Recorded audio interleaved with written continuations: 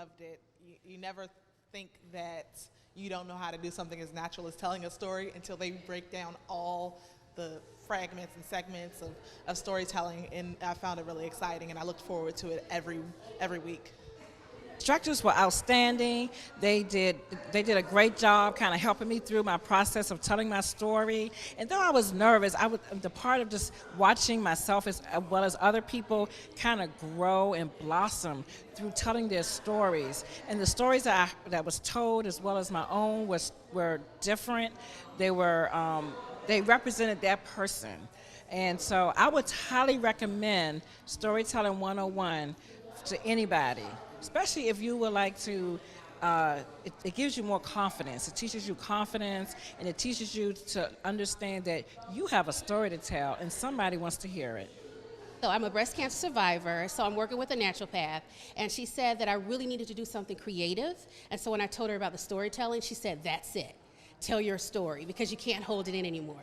So I had to push myself. I'm actually very shy, but I found myself not being shy about telling my story.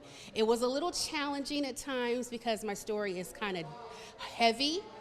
For lack of a better term, is very heavy, but I kept pushing through it, and I think through the storytelling, I found a new level of healing emotionally and physically.